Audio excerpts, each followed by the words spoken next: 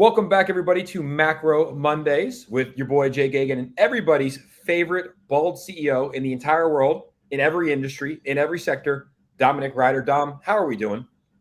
I'm very good. I don't have much competition, I think. Maybe Jeff Bezos. He's the only bald one I can think of. I think he retired, though. Didn't he step down? Oh, yeah. I think you're right, actually. Or he's planning to, at least. Yeah, I think he might be on his way out. But welcome, everybody. 25 people already joining us here today, guys. Welcome. Looks like we have the Shibi Inu. Shibi Inu community is rating us today. And Limitless 8, what's up, Limitless? He said, everyone smash a like. Today will be a solid for Jakey and gang. What's up, Limitless? What's up to Stonker? What's up to the whole squad is in here. We have a lot to cover, Dom. This show, like I said, it's one of my favorite shows because a lot of times I'm on here with friends, and I consider you a friend. But you have a lot of knowledge when it comes to the macroeconomics. You've obviously worked in that field for quite some time. And you always put us, people that are watching this, on game, is what I like to call it. So today, we're going to be covering Colt Dao, the rug game, the Modulus blockchain, some Vamp updates. And then you're going to be telling us a little bit about the US dollar and how it pertains to trading, which I'm excited to learn about. So there's going to be a course on that. Also, the crypto market. I think that's a good place to start as well. Let me go ahead and share my screen because I do want to talk about the crypto market because, Dom, you have kind of coined yourself as the Doom King, right? That is what people call you, the Doom King. Dom, we're sitting at a $1 trillion market cap today. How are we feeling? Are we still feeling bearish? Are we feeling bullish? Has anything changed in your sentiment? Not particularly. I mean, it's like a mirror copy of exactly what happened in 2018, 2019. Like, we are range bound. We're going to be range bound. I think that we're at the top of that range. I mean, it's a max pain bear market. Like, the market will do everything it can to frustrate the crowd. And that means absolutely destroying bears by pumping up 3,000 points in a week. And then on the way back down, it'll do the exact same. It's just the way of inflicting as much pain as possible and as many people, because the market is so liquid now. You just don't have the buyers, you don't have the sells. And what that means is that when people get caught offside, you have just a stop loss cascade of liquidations, and it happened on the way up, happens on the way down. If you look at the chart of, for example, I've been trading Aptos at the moment. Aptos. Yeah, I'm conscious to get my screen up. Here we go. Spot trading, then it won't give away all my deets. Let's see it. Aptos. And before you pull it up, we have Leonard Piffington. I honestly think that's one of my favorite names of anybody that comes in this chat. Leonard Piffington said, hey, Jake, remember 2 weeks ago, I asked you to check the Mets chart. Please give it a glance again. We will. You sent in money. We definitely will, Leonard. We'll check the Mets chart, one of my favorite baseball teams, Mets. And guys, if you are joining us, make sure to smash a like button. I'm telling you right now, this is going to be one of the most informational streams we've had all year with Dominic Ryder, because I already see him pulling up the charts, and we have some stuff coming. Can I share your screen? Get a share? Yeah, absolutely. I'm just trying to get the chart. I don't really like it when it's I much prefer candles to lines, but I mean, Aptos has just been absolutely flying. And what is Aptos for people that are listening? So Aptos was like it's like an SBF one, to be honest. I mean, it's much wider than that, but it was like a VC's baby. It was like the newest blockchain that was going to come out and be like the most shit hot thing that there is, like since sliced bread. And it's squeezed from the low, like $3 down here to, yesterday, like 14.4. But again, like the move has just taken everybody by surprise. And it's hit all-time high, in fact. So it's literally like a 2 billion coin, Aptos blockchain. Nobody even builds on it. Like, it has no infrastructure whatsoever. It's just it's the type of squeeze that you see in this market where 7 days up 62%, down from like $3 up to 14, because everybody is shorting it, because you think like, it can't possibly keep going. It's up $3. When it gets to $6, everyone thinks, oh, it's 100% up. I'll short that. Of course. That gets squeezed, goes up to $9. It's 200% up. I'll short that. Goes up again, 12, 14, etc. So the more heavy, and it's one of the main counter indicators I use, which is open interest. So depending on how many people are buying or selling, you'll get a certain percentage of interest that buyers pay to sellers or sellers pay to buyers. And whenever the interest goes negative, that means there's more people shorting. And you'd think that that would be an indicator to short yourself, but it's not. As in, whenever there is like a heavy open interest where lots of people were buying, then it would probably dump, and vice versa, because it's max pain. Like the market will and is illiquid enough that just big players just mess with you, and they will just liquidate as many people as possible. It's why I don't trade with stop losses on most derivatives. But it's mostly due to the fact that I am by my screen, so I don't mind it running offside for a little bit. But if you have a stop loss, you get hunted, because it's like playing poker and just showing your hands. Crazy. That's the way it works. Yeah, it really is. And who do you think targets these? And it's absolutely coming down here in Brazil. It was just 90 degrees. I was outside getting sun, and now it's dumping rain here in Brazil. But who do you think is the one that's targeting all these people that have their stop losses? Is it the exchanges? Is it buyers? Like, who's targeting these people?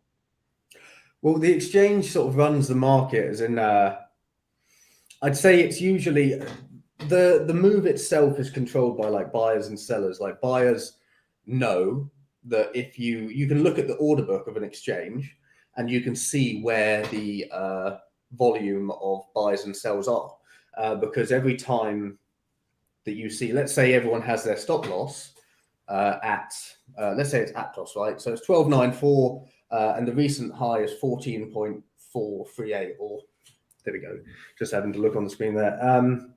So let's say everybody sets their stop loss at 14.5. So you'll see in the order book what looks like tons of buy orders at 14.5. In reality, they aren't buy orders, they are stop losses, where if you get squeezed high enough, everybody who is shorting is forced to buy back. And that's why when you get to all-time high, you have a little dip back. And then if it breaks it again, it always goes even further, because everyone sees an all-time high, wait for a little dip, and then they'll short it and they'll place their stop above all-time high, thinking, oh, well, since it hit all-time high, will pull back. Almost always it retests and goes higher because everybody thinks they're clever. In reality, like market makers see that, and they know if they've got a certain amount of stop losses there, just from people having to buy back due to their stops getting hit, is enough to push it higher another couple of percent. And with like 100x leverage, that can be like hundreds of thousands of profit.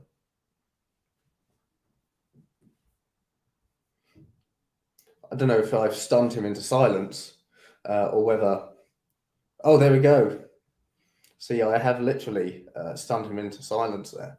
See, now I don't even have control over the thing. Damn, we better hope that Jake's back. See if we got anyone in the comments there. Shibi Dooby Doo lovers. Shibi Inu. Let's pull up that chart. See if I can actually, whether it kicks me off. I don't have the control over this. Let's get onto Dex tools. There we go. Straight onto Cole. She, don't tell me it's number one. Oh no, unfortunately not. There we go. Jake's power's gone out. That's Brazil for you. Apparently Brazil and Argentina are doing a joint currency. What was it? Shibi Inu. There we go, let's see. I don't know. Is it ETH? Is it this little 6 months ago? Is this the right one? Let me know in the comments.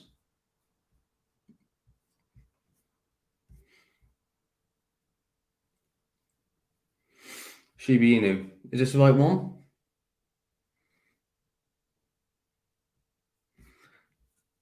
You need to let me know.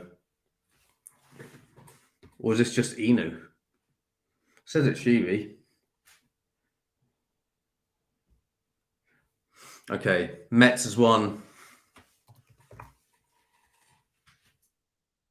Mets. Metatools. Got to be it.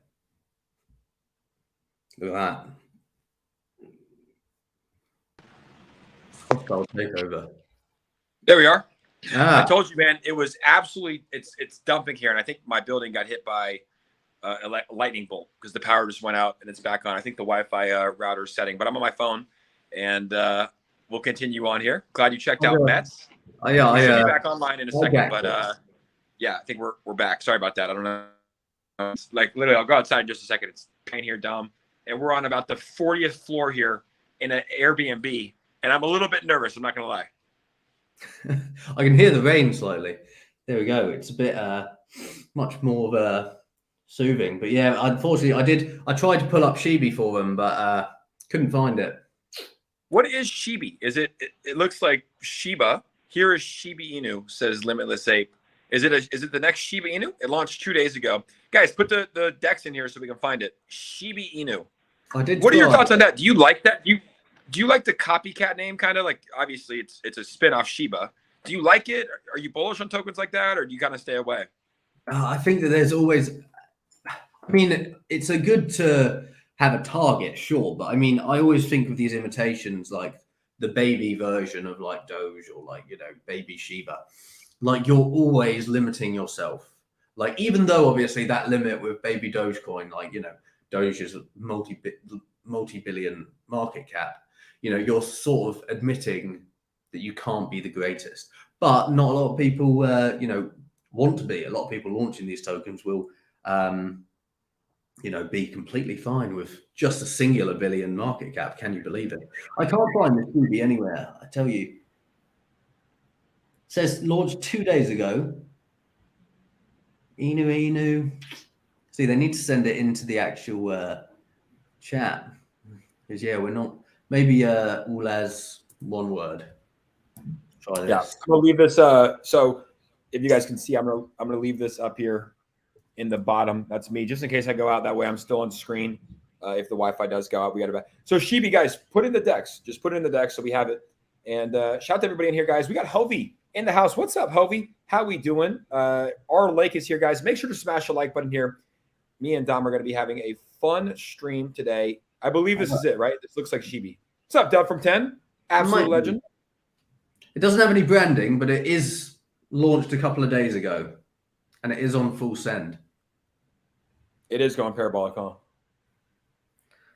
But yeah, I got to show you this rain real quick. Let me just show you in the community this rain before we get into the actual show. The Sailor Man is here as well. Just in case the Wi-Fi does go out again, you guys know it's not me. Although my Wi-Fi, dude, I swear, I think it's just me. Oh my goodness, it is pissing rain here, Dom. What are you in Rio or are you in Brasilia? I'm in Rio de Janeiro. Phew! Nice. It's coming down. It's kind of nice. But anyways, guys, welcome to the show. Live with the Bald CEO. 60 people in here. Make sure to smash the like button. Let's run up those numbers. Let's get as many people in here as possible. And we have our member that joined the other day, Chloe. Cole Rick is here. What's up, Cole? And B Volted as well. Good to have all you guys in here live from Rio de Janeiro, Brazil. Now, Dom, I want to talk about a few things that are top of mind. I'm going to add this back in here just in case I do go out. That way we can continue running the show. And let me go ahead and share my screen again because I think it got taken down. We saw Shibi. I don't know. It was cool. It's because it was my screen. Yep, it was cool. But now we're back here on our stream. So we talked about the crypto market. You think that there's still more pain to come. Let's switch into Colt Dao. Colt Dao, a token that we're both bullish on. You got in very, very early. You're getting accused a lot. Not even accused, but I guess accused of being Mr. Modulus. You've come out and said that it's not. It's the best, like, it's the best accusation. It's a very much a compliment. Yeah, it's odd because it's like, it's an accusation, but an accusation implies it's a bad thing. I would love it. Like, as in, it would be bullish. I mean, I guess if I was, I must have the best restraint in the world because, like, I'm not to mince words, but I think, you know, even Colt's like triple the market cap of my own token Vamp at the moment. So like I must be so restrained to not pump my own bags. Like if not just, well, if Colt was mine, then Revolt's mine and TRG is also mine. So I must be an actual angel. Can you see my halo? Yeah. Yeah. I think it's, you know, that's what happens a lot. I see it in the crypto space. People, they don't like the anonymity, right? Like they probably accuse you of being Shitoshi and Ryoshi and maybe even Voltoshi, the Volt developer. It's like people want to always point out, you know, they want to see, they don't like the anonymous. They don't like the mysterious, right? They want to know who is actually running these things. So people are saying that it's you. You're like, hey, if it was me, I would come out and say it's me. It is not me. But Colt Dao, two things I want to talk about for Colt Dao. One is the rug game, which we're going to get to. Second is the Modulus logo competition, which has officially begun. Groups A, B, and C are posted on Snapshot, and voting will open from 14:25 UTC today. The voting window is 72 hours. You can vote here. I've looked through a lot of these. I know which one I like the most. Group A, they're cool. Group B, there's some good ones here. Group C, they're also great. But Group D, I really like Group D. Did you go through any of the ones that you like, and which one are you most bullish on? I think that I would say my favorites are the almost like a koi pond of teardrops in Group D, and I like the logo on the left-hand side of logo 3 Group A, but I think the text is a bit plain. I agree. Honestly, the more I look at it, I do like 1 a lot. I just don't like the text at the bottom. I like 2 quite a bit here on Group A. Group 3, I agree. That logo looks great. Is there supposed to be something with the blood? Like it's like a blood. It looks like a teardrop. The teardrops on the Colt mask, I believe, the 3 teardrops. So that's why I like Group D, because it has like 3 teardrops almost swimming, but it's like a koi pond. Usually has that. So I think, yeah, Group D, and it's the one on the far right-hand side. I think I'd say that's my favorite. I like that a lot. What does the chat think, guys? Group A, Group B, Group C, Group D. Let me know what you guys think in the chat. Group C is not doing it for me. Group B has some good ones. The one in the middle is good. The one on the right's good. But I like logo number 2. It's catchy. And logo number 1's nice as well. I think logo number 1 changed this font here. It looks like the basic Instagram font that you can do like on Instagram stories. Change the font here. And I think we got a winner here. But Modulus blockchain, have we heard any updates about when this should be coming out? So it was always stated to be around Q1, but I know that I think that they've been struggling with. The problem is that zero knowledge blockchains are brand new, firstly. And the other point is that when they're brand new, you can launch and put yours out first. And it seems like people would think that that's a good thing because it means that you're the first. You'll always be known as the first. But in reality, it means that you are the target, basically. Every single other person building it will look at yours and they will look for vulnerabilities and exploits because they want to use you as guinea pig. If they can find something in yours, they can fix it in theirs. So you have like ZK Sync 2 and you have like Polygon Hermes, I think, or ZK Polygon anyway. And I think that they're waiting for those, to be honest, because they want to do exactly what I said there, which is there's no point launching and having like, you know, Polygon has got a team of, you know, hundreds of developers. Do you really want them trawling through and making an example out of you? It's much better to be the one making an example out of them. So yeah, there's like arguments for both, but safety is like the main thing because it takes, especially with an anonymous project, it takes like ages to build a reputation, but one hack and you're gone. Yeah. Anyone in crypto, doxed or not, just even harder if you're not, as in, you know, they're very trusted developers now. You know, I don't think people give, again, another reason why I find it so mental when people think that it could be. Like, I don't think people realize how much it takes to run a project, let alone like people who think that I could do 4. They've smashed out like, that's 3 full protocols, and they're not just like, it's not like another 3 protocols where they've launched a token with tax and they've used that to build like something and pushed marketing. They've launched 3 protocols, 3 tokens, none of which have any dev or marketing taxes, and they've done that in less than a year, and they're also building a blockchain. That's insane. But let alone the people who think that I could have done all of that, and also done everything with them. So that, I think it's just people not understanding how much it takes to build a protocol, thinking that like somebody could do like 4 of them.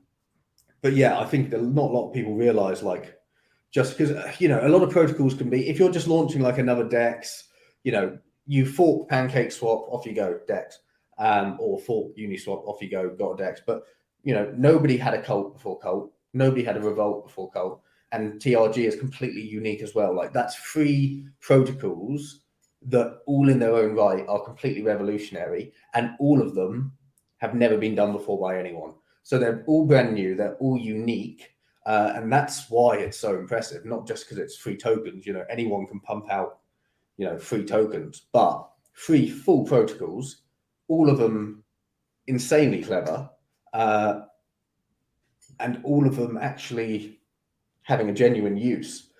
So yeah, super bullish for when the blockchain comes out, but they've certainly delivered enough in 1 year, let alone everything to come.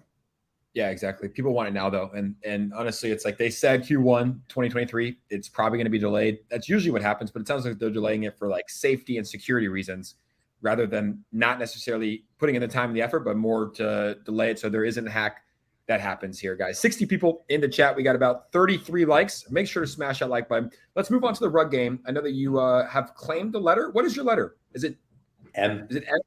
M. M. He has claimed M. So the rug game, how has it been going? How is what's the latest updates with everything that's going on with the rug game? Let me go ahead and share my screen as well. We can get up this every time I go onto the leaderboard, I can't turn the music off. So I would share the leaderboard on the website, but I don't know if I'd be able to turn the audio off. To my knowledge, M is still second, but I haven't checked today.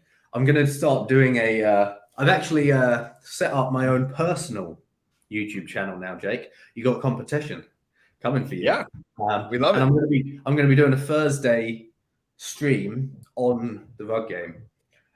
Since I like that.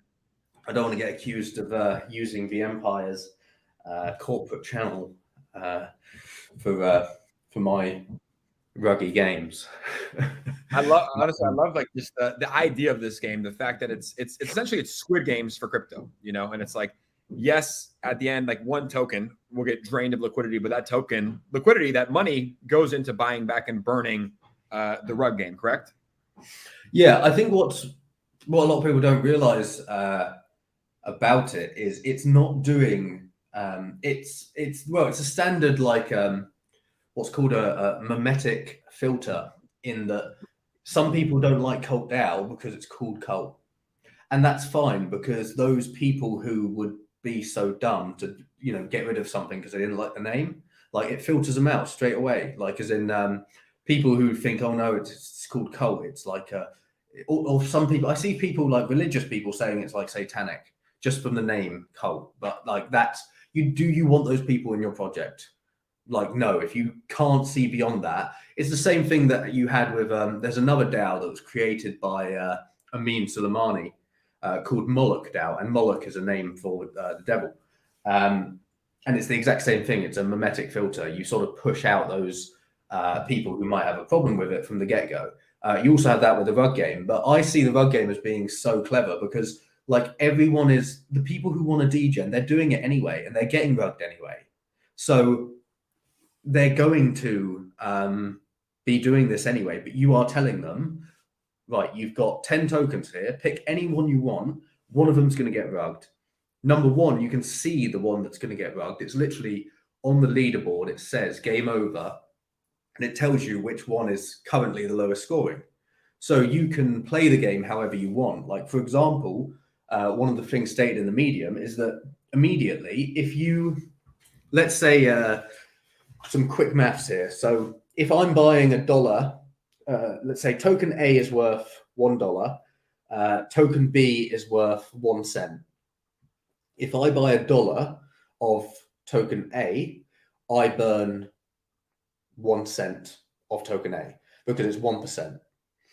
If it's worth 1 cent and I buy $1, I've just bought 100 tokens, which means that I am burning 100 points rather for that one because it's 100 times less the market cap.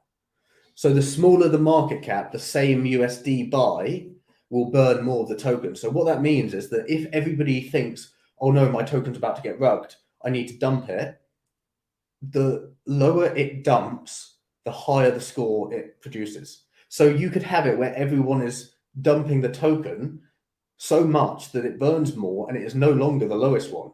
So then everyone will dump the next one, which could save it. It might not. So there's a lot of game theory that hasn't been tested yet. Massive amounts. I see a lot of people coming in too. I saw a bunch of people like crypto influencers now talking about it, getting involved. So people like to gamble. People like to play games. I don't know if you can hear that banging. There's construction going on downstairs right next door. Sorry for everybody that's watching at home. But I'm seeing more and more people adopt it. I always ask you this, and I want to continue asking it. How's the cult community taking it? Are they excited about it? Are they getting involved? I see Citizen Kane, who's big in the cult community, that just said Team U. So it looks like a lot of people are kind of getting involved now. Yeah, tons of them are. I mean, like, why wouldn't they at the end of the day? I mean, the most exciting thing is the fact that they've announced that this is one. I think you could actually even reach out to a few of these people, especially like Voltoshi or even Saitama. So the Rug Game have announced that in the next games, the contract, basically the factory contract, which produces the letter tokens, is editable, which means that if a community, let's say Volt, pick, the letter T in this round, in the next round, they can change it so that it buys back and burns 1% of Volt.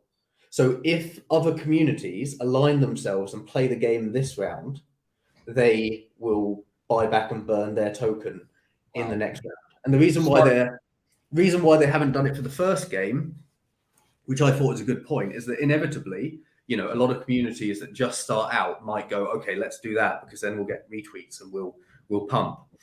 But if the next game starts in a year, so by giving people it's 1 to 2 month rug period, so it'll be in 6 months minimum. Sort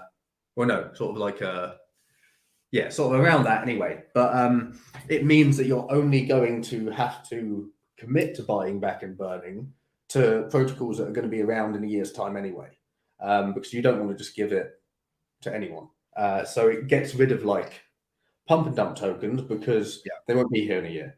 But proper ones, established community tokens like Shiba, Saitama. I know Saitama and Cult had their arguments, but that's mostly just due to 1 or 2 people, funnily enough, who caused a lot of problems since. So honestly, any of these tokens, they can literally, all they have to do is back a letter. So they're going to vote with the DAO basically at the end, and they're going to decide if any community has backed a letter enough where they've made a proper commitment and helped, then they'll just buy back and burn their token. Genius. I like it a lot. It's actual the Olympics of crypto, the Squid Game Olympics. I like it. It's going to keep evolving too, and it's smart to get first off other crypto communities involved in their communities, because at the end of the day, it's what's important for these tokens. A lot of them is the buyback and burn. That's what makes Volt successful. They buy back when people get listed on Volti.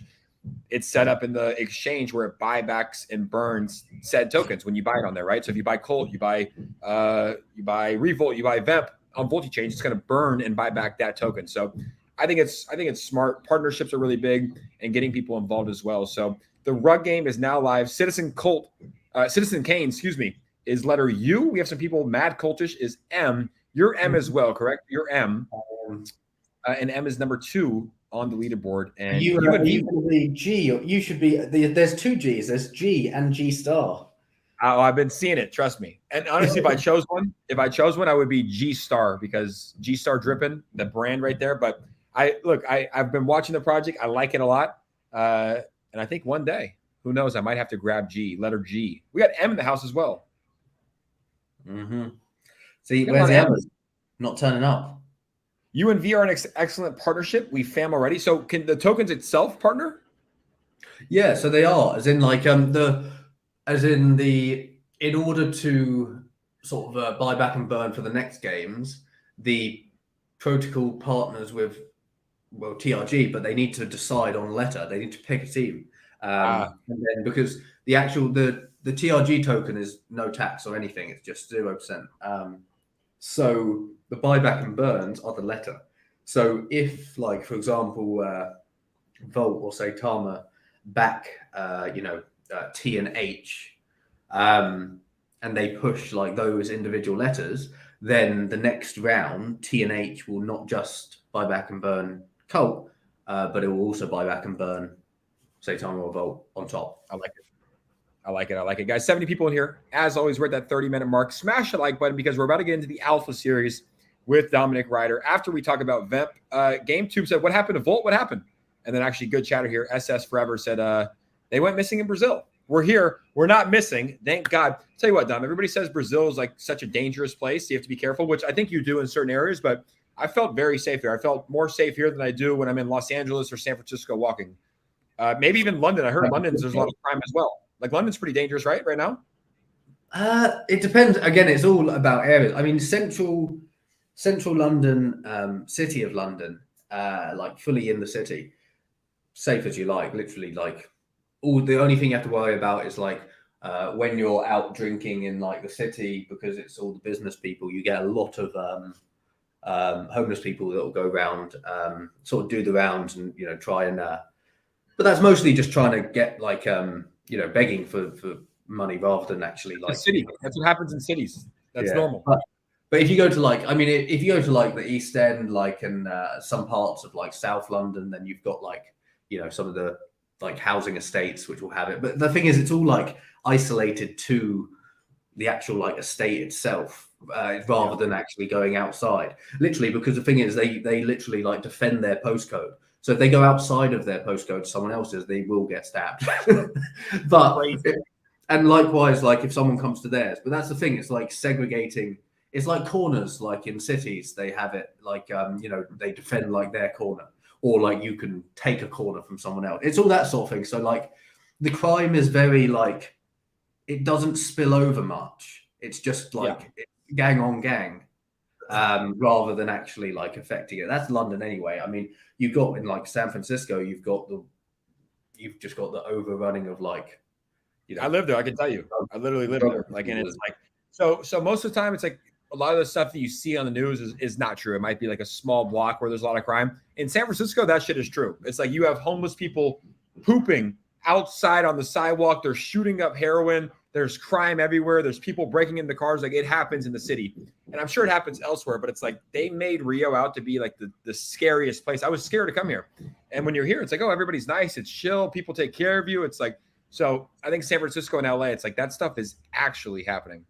I've heard good things about. I haven't heard anything bad about Brazil, to be honest. I mean, Colombia, I hear differently. There's a lot of like kidnapping in like Colombia and Mexico. I mean, even, but Brazil was less than Mexico. You're always in Mexico, I swear.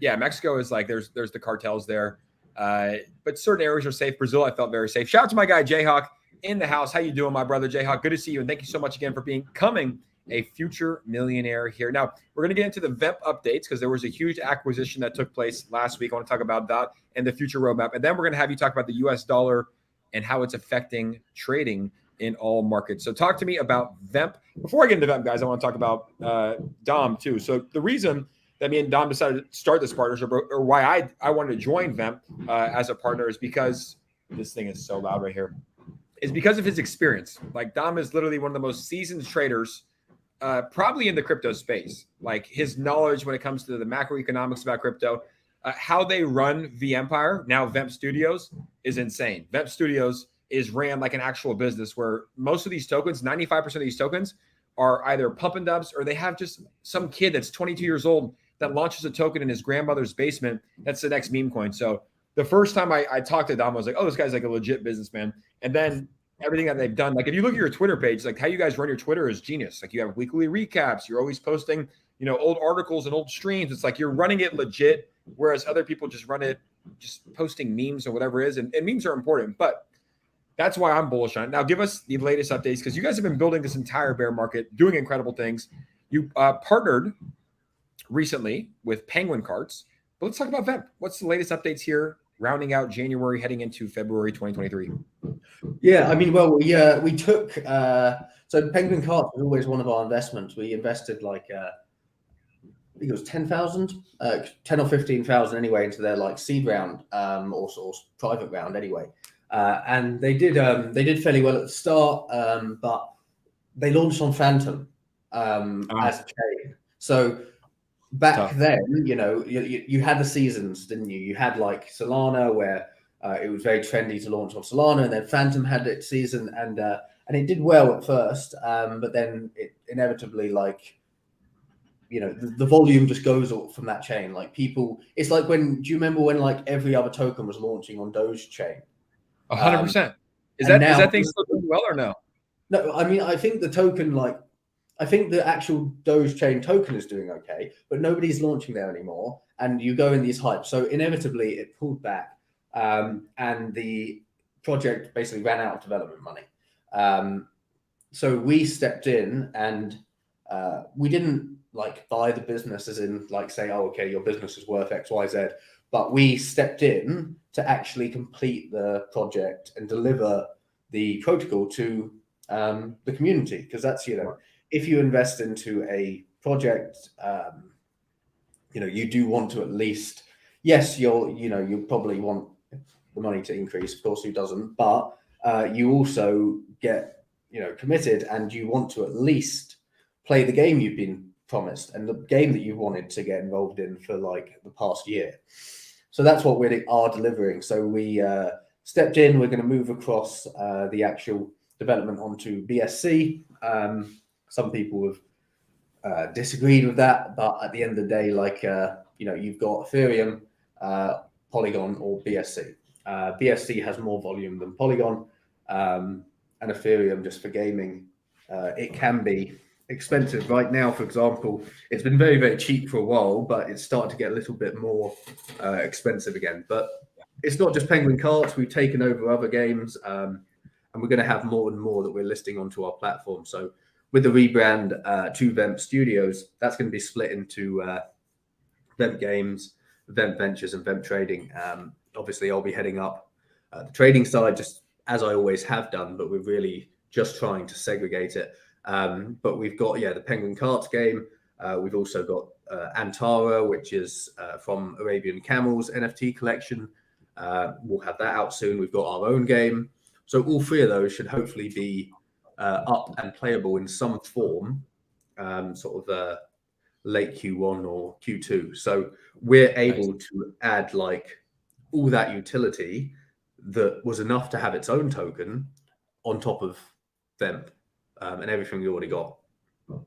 It's smart. It's just building, actually building here utility. So what's the VEMP trading look like? Like if I'm an investor in VEMP, how does VEMP trading and you trading benefit me? Or is it with my staked VEMP that you guys are using, or how does that work? So we're going to carry on using our staking platform. So at present, the staking platform has all of its metaverse pools. It also has layer 1 pools such as BNB and Ethereum. So we're going to move the majority of the assets into the layer 1s, and we're going to shut down some of the metaverse pools because the problem with having singular pools like Sand and Mana is that I guess you don't have to, but you feel inclined that if people are staking their mana with you, they want it to be spent on mana assets. And if you started spending mana on Sand, then some people might get funny about that. So rather than limiting ourselves in that way where we can only buy certain assets and certain protocols assets with certain pools. We're going to open it up much wider and make everything much more generalized, because it spreads everybody else's risk.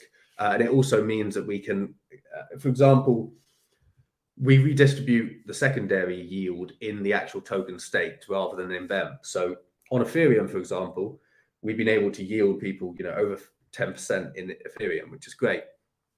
But in the mana pool, we haven't been able to, or sand, we haven't been able to send back the same percentage of secondary rewards. And that's purely for the fact that we own 90 parcels in Sandbox and over 30 in Decentraland, but where they're part of larger estates, that we can't sell one individual bit of land. We've got like a 36 parcel estate that we need to sell all as one, otherwise it loses its value. There's no point selling them just one of 36, because it's not as valuable as a 6x6. So it means we can't sort of chop and churn as much and buy and sell as much, which means that we can't distribute profits as much. So we want to make a much wider pool so that we can actually consistently return secondary yield as well as our normal VEMP yield. I mean, I've been following your trades since we met, right? Even in London, you were showing me like what you were shorting and what markets and just how much you were making from whether it was shorting or buying and selling. I remember there's one day you're like, hey, I put 20K into ETH. It was at 2,000. It went to 2,400. And you're like, yep, I made that in a day, right? So it's like you just have a knack for it. So I think it's smart. It's just another leg of the business as well. But yeah, I mean, when I say like I've always been impressed by how you ran the company, it's true. Like even at the end of the year, like that end of the year statement that you guys put out was incredible. It's like you do not get that in crypto at all. You never get that in crypto. So you guys are doing it a little bit differently. And like I said, continuing to build in the bear market. Now, let's touch on the alpha. You mentioned that you wanted to talk about the US dollar and how it pertains to trading pretty much any asset. So this is alpha time, guys. If you are joining us, 80 plus people in here, make sure to smash that like button and get ready, because we have a course coming from the CEO of VEMP Studios, Dominic Ryder. What is going on with the US dollar and how it compares to different assets? Well, everything pertains to the US dollar, like it or hate it. I mean, I put a tweet out the other day on this. Follow me here, Dominic Vamp. But essentially, the US dollar, controls every aspect, whether it's Bitcoin, commodities, even foreign exchange pairs that aren't pegged to the dollar will be affected by the dollar. Like if the dollar rises, then stocks fall. If the dollar falls, then stocks rise. They're inversely correlated. So whilst everyone is going mental in, even in crypto, everyone's going mental because Bitcoin's going up, stocks are going up. It's the exact same thing in the markets. And because of that, the dollar is going down. So the S&P, this is one thing here, that the S&P 500 is trading at 18 times forward price earnings multiples, which is a valuation level not typically seen outside of the tech bubble, either 2000 or in 2021. Goldman Sachs said, we remain concerned that valuation may place a ceiling on performance in the year ahead, even as catalysts emerge. So right now, the earnings statements that companies have put out are saying that there's going to be 4% growth this year. Meanwhile, we're talking about recessions. So the actual valuation of the market is not saying there's going to be a recession, which means that if there is, then inevitably valuations will drop. And there's 500 companies. If the valuations of all 500 drop by 4%, the whole index drops by 4%. So that's in regards to stocks. But you have, which tweet was it? Too many here. Here we go. So inflation isn't magic. You can see it coming and you can see when it will go. As commodity prices crashed, everybody sees a light at the end of the tunnel, which is exactly why everything's been going mental recently. Everyone thinks, oh, inflation's gone. So everybody has been shorting VIX, which is the volatility index. In fact, the VVIX, which is the 30-day volatility measurement of the VIX, which is the fear index, is at the lowest it's ever been since 2014. So almost 10-year lows of the volatility index with interest rates the highest they've been for a decade. It's insane. And so the dollar is inversely correlated. So stocks up, dollar down. And when dollars go down, commodities go up. So oil is up. This is gasoline. Gasoline is up even more, 15.1% in the past 30 days. You have copper, which leads inflation, known to lead inflation. If copper goes up, inflation comes back, up 11.38%, 30 days. You've got lumber, so the literal materials used to build houses, up 14.51%. And then you've got gold, almost up 6%. So people were fanatically screaming about this supposed pivot because inflation's going away. And when stocks go up, dollar goes down.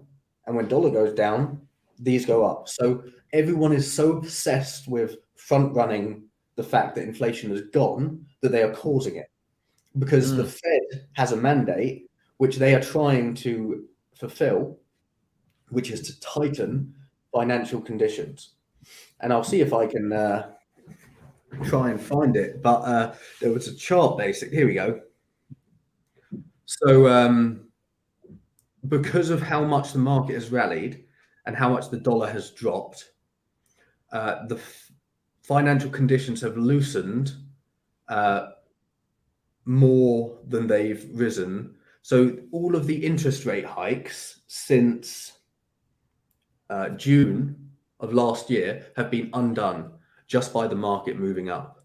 So when the Fed says, "Oh, we need to hike interest rates to this amount," and everyone goes, "Oh, that means they're gonna pivot." Every time stocks go up and people make money because people are invested in the markets, just like everyone's in crypto, everyone's in stocks, and when people make money, they spend money, and when people spend money, it causes inflation. So because everyone has been again making money, stocks only go up. That undoes financial conditions, which drops the dollar. And when the dollar drops, everything else goes up. So gasoline's up 15%, 30 days. So to think that we can have a 10 or 15% increase in the cost of everything that exists and that prices won't go up to reflect that is insanity. Crazy. Like it's just, you can see it. And it's right there. And people are going to be shocked when it comes back. And I said this crazy here as well. Like people are going to pretend like, here we are. Again, you've got this inflation, right? China's been locked down for 3 years, like the second largest economy in the world, and 60% of global demand for metals. So you've got to think about how bad inflation got when the whole of China was locked down, and then introduce 60% demand of global metals back into the market when we haven't had that for 3 years. And people think inflation is going to go away. Like you can see it coming a mile off. And just everyone is so blind to it because nobody understands how the market works. And that's because nobody understands how the dollar works. And the dollar is dropping because everybody is way too early saying, job done. Well done, everyone. We've got inflation back down. The Fed's going to stop. And as soon as the Fed stops, conditions have already loosened enough that it's going to come back. Like we're bottoming out basically because China's coming back online. People don't realize like the whole reason that we had this inflation in the first place, everyone was locked down for so long. Everyone had lots of money that they saved from being at home, not commuting, etc., stimulus checks. And you've got that in the second largest economy in the world that's been locked down for 3 years. And suddenly they're allowed to actually live their lives. And to think they're not going to spend their money and to think they're not going to be giving even more demand than usual is just, unbelievable. So it's going to come back. And the higher we go, the worse it's going to get. So this is why I remain bearish, because it's like smashing your head against a wall. It is so obvious, but nobody sees it because everybody just gets blindsided, thinking, there's cause and effect. Every time something happens in the market somewhere, it will impact the market in another way. And when everything's going mental in stocks, it causes inflation because everyone's making money. And it causes a dollar to drop, dollar drops, everything else goes up. China's back online. pushing everything up further. Like it's a recipe for disaster. It sounds like it. And so how do we get this under control? Like, what's the answer? How do we get inflation under control? If you were Jerome Powell and you were running the Fed, like, how do we get inflation under control? So who is doing a good job of it at the moment is Christine Lagarde. I hate all central bankers and all bankers in general, but Christine Lagarde is doing a good job of talking a good game. So in reality, like, you know, central banks and monetary policy is only as good as faith in central banks. If you lose faith in central banks, then you lose faith in the monetary system. And when faith goes, like, it's over. And unfortunately, like for the ECB, European Central Bank, it is over. Like Christine Lagarde is outright telling everybody, here we go. So his ECB is not, right? Literally a member of the ECB, we're going to hike rates by 50 basis points in February and March. Literally telling the market what they're going to do. Bear in mind that the Fed has said that they're thinking of stepping down to 25, and people were talking about the ECB stepping down as well.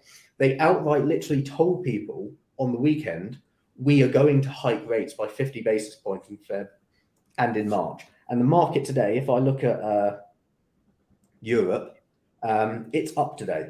So the central bank is telling people we are hiking our interest rates, and the market doesn't believe them. And that is the problem. Like, that is a big, big problem, that the market doesn't believe central bankers. Like, that is literally the end of monetary policy. Because right now, Germany is up. So they are trying to push back. So where Jerome Powell is failing is that he is being too nice. He is telling people like, oh yeah, no, at some point we're going to stop. And everyone is going mental because of it. Christine Lagarde is doing the opposite. They are trying to scare people into stopping rallying stocks because it's gone too far. But they're not able to because nobody believes them. And that's the problem, basically. So they keep telling people stuff that they think should crash the markets, and it's not working. So they've lost all credibility. Yeah, I mean, even like inflation went down to 6.5%, and like the market rallied incredibly. So it's like, what can they do then? And why? So for people that are listening, why should they want to promote this bearish news? What does that do to the average investor, the average human, to get them to stop spending money? Is that what they want? We should stop spending money to get this under control a little bit as a population? Well, I mean, the way capitalism works is that it is a debt-based system. Therefore, the application of interest means that there always has to be growth in the economy. If there is not growth, then the whole thing fails. And that's why a recession is bad and why they stimulate to get out of it. So if this is how stupid like the monetary system is, the whole thing is just a massive Ponzi. Like, honestly, once you understand economics, like, you are the most negative person on the world because you realize the whole world is built on bullshit. So I'm a bank and I print money that costs me absolutely nothing to make, produce, or do anything with. I just press a button and it exists. And I charge people money to give them the money that I just printed out of nothing, that never existed before I pressed this button. So I give that to you, and for some reason, I charge you money for this money I just printed for free that cost me nothing to produce.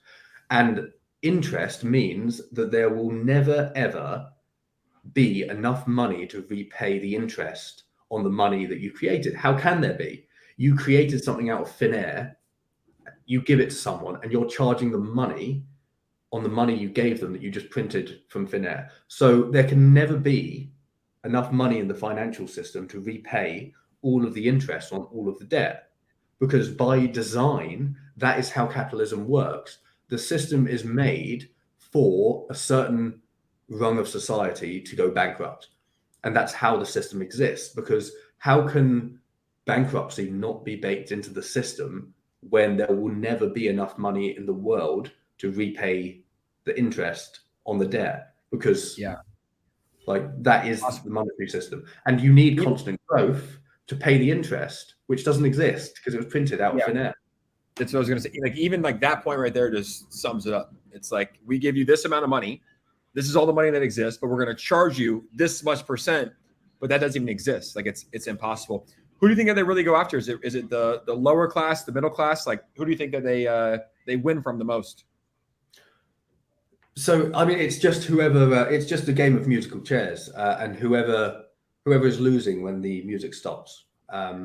So that could be an industry that's laid off because it's no longer functioning. For example, we were talking about train strikes, I think, last week. Yeah, we did. You know, that's a whole. You have people striking because they're being laid off because their job is to step off the train, look around, blow a whistle, step back on it. Of course, that job is going to become automated.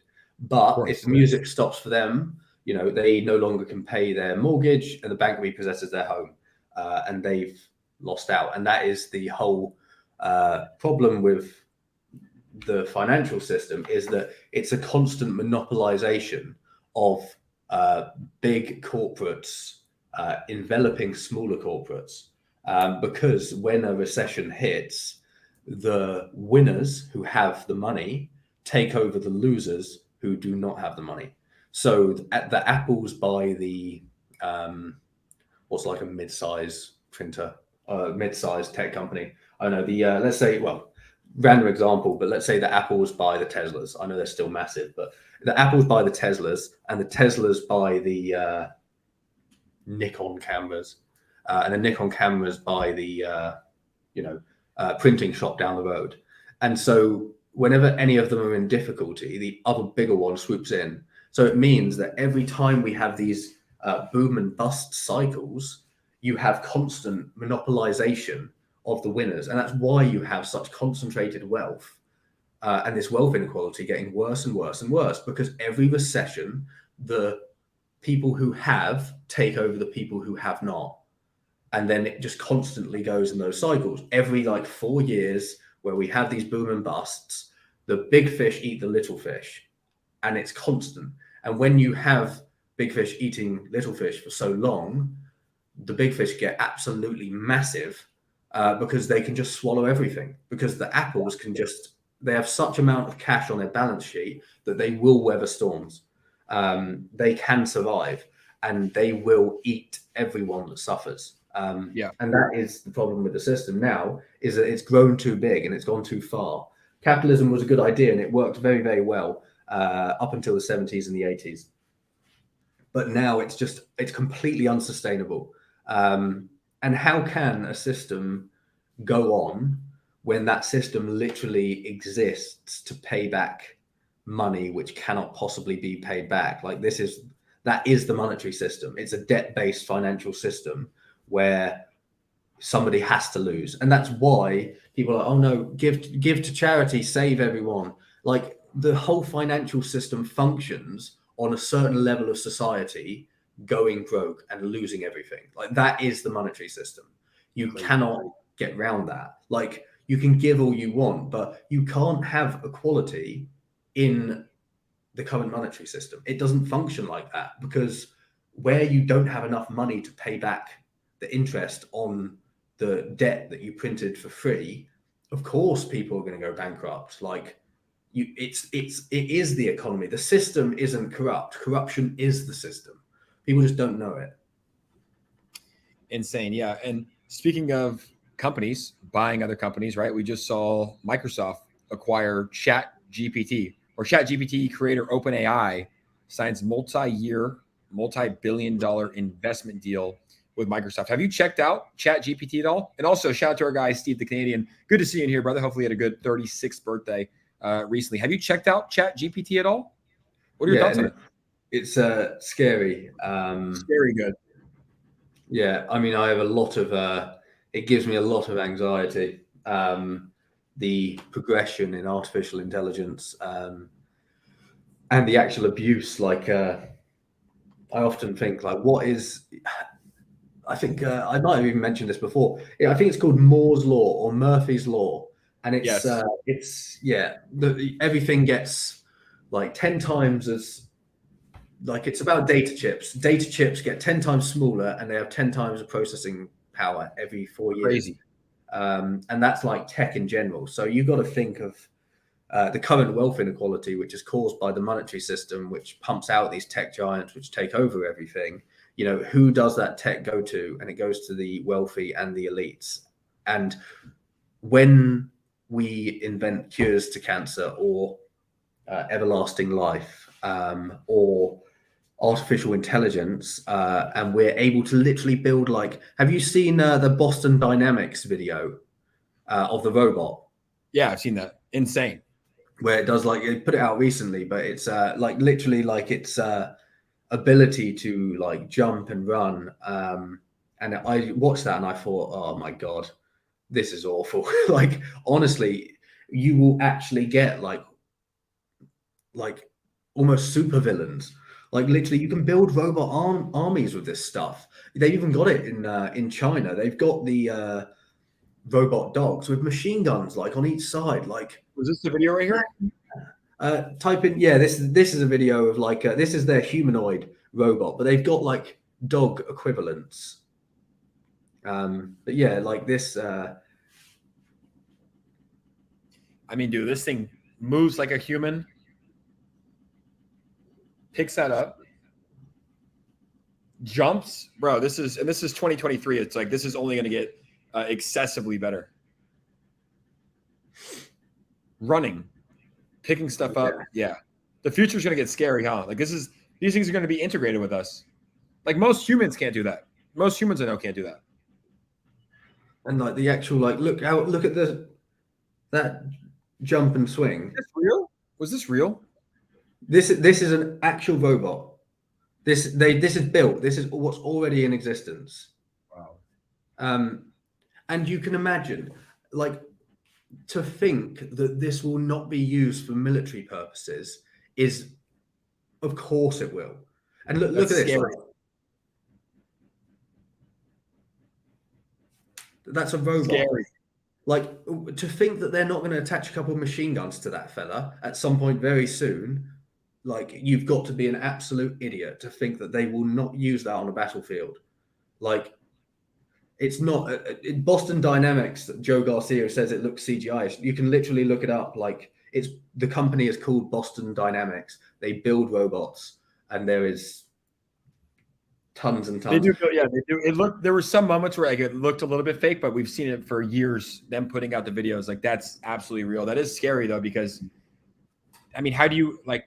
You only destroy that thing on the battlefield with like a giant rocket, right? Like there's no way to like, it doesn't have feelings. It's not going to get hurt. It doesn't have a wife and kids at home. You know, it's like, so yeah, we already kind of do fight wars that way a little bit with drones, right? Like the US always does drone strikes. Like what's the difference between that and something else? It's like, well, that's new, isn't it? But here's the problem, right? Is that when you combine that sort of technology, that sort of robot with artificial intelligence, and you send it out with kill orders, then we're literally like, to think that humans are capable of creating artificial intelligence and then controlling it.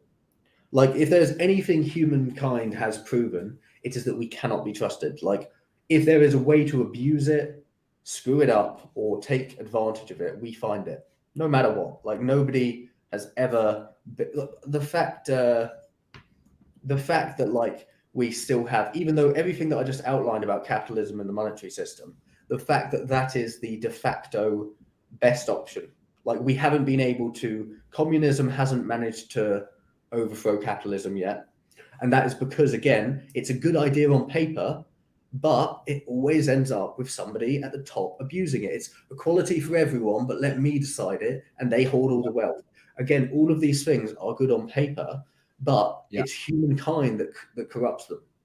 Yes, and yes. If you have artificial intelligence, it's going to be the exact same. To think that some nutter isn't going to program his army to go and like do insane stuff is just unbelievable. Like, it makes me to think that like it won't be abused by the elite, to think that we won't get those robots sent to like quash protests, or those little dogs running around blowing stuff up, like insane. Yeah, you're right. And Elon's talking about AI, but he said GPT is scary good. We're not far from dangerously strong AI. And this is another post here that we saw on Watcher Guru. Chat GPT, an artificial intelligence search tool, has passed the United States medical licensing exam. How does this thing even work though? Like, how is it programmed to have all this information? Is it just like people put it in the servers? Does it use search engines? Like how is a form of AI able to pass a medical licensing exam at Yale? So it's machine learning. So it will cross-reference. I mean, like the most basic artificial intelligence models that have been going since like the early 2000s. If you were around in like the time of like MSN Messenger, you used to have this like AI bot called like Smarter Child, and you would like ask it random stuff. It would tell you like the answers, and you'd tell it to like, call someone a dickhead, like, and it would like just the most like basic stuff. Like it was like a Google, and it would just spit it out at you.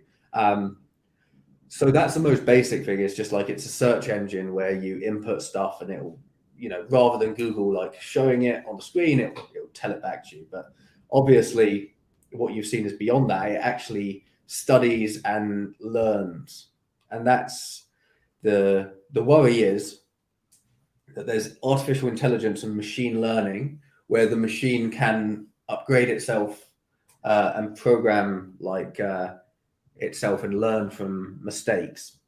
And then there's sentient life where like emotion, feelings, the very things that make humans as corruptible and as emotional and untrustworthy as we are, if robots get the sentient life, then that's the problem. Because if they suddenly decide, because it's exponential. So if you give a robot the ability to constantly upgrade itself, once it reaches that sentient point, it is game over. You cannot put that back in the box.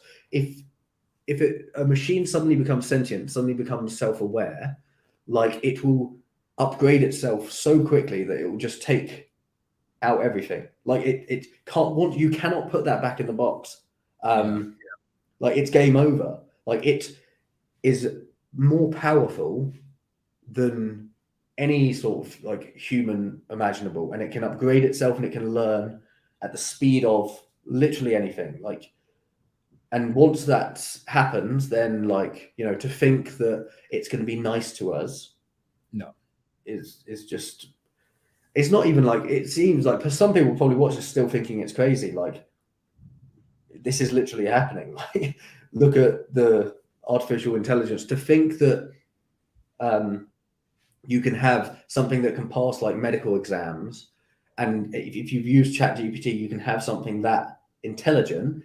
But to think that you can have that, but it couldn't possibly form like sentient thought, is just like, welcome to the real world. Like, with great power comes great responsibility, to quote bloody Spider-Man. But like, we are so bad at like this, like we will inevitably kill ourselves. Like, just humanity is just, it's just a constant battle of how badly can I screw this up. I agree. It's scary, and I think it's already too late to put it back in the box. Like watching that Boston Dynamics, that robot video, it's already too late to put it back into the box. Shout out to our guy Rolando. We're okay. I like these conversations where we get off topic a little bit and talk about things that aren't crypto related, because to be honest, the crypto market's a little bit slow right now. It's a little bit dead. I know we had a nice pump, but ultimately there's a lot more happening here in the world. That's the show. We just did an hour and 10 minutes with everybody's favorite bald CEO in the world. BHP said, good morning. How late am I, guys? The latest there will be. We covered it all. But as soon as we hit end, the stream will play again. Solid stream. Power only went out once. The rain stopped, so I think I'm going to go back outside, go to the beach, have some acai, and have some fun. Dom, we appreciate you joining us. Macro Mondays, a lot of knowledge here today, a lot of learning, and a great conversation as well. Your last message to the people that joined us today, what's your final message to them? Final message. I would say to Revolt against the masses. Revolt against the robots as well. Shout out to Enjoy. Mad Cultish in here the whole entire stream. They stopped banging next door. Yeah, he was saying that they were banging because they were inside the rain. I got to get away from this. I don't know if it was bad. Did you hear the knocking the whole time? To be fair, it wasn't the whole time. Okay, good. It would come in and out, but they're doing it now. They stopped over here. It's time to go get some sunshine. Dom, we appreciate you. Letter M. Dom's sending that to the moon for the rug game. And we will see you on the next stream next Monday. Have a good day, everybody. Thank you to everybody that tuned in. Make sure to smash a like on your way out, and we'll see you next Monday. Peace out, everybody.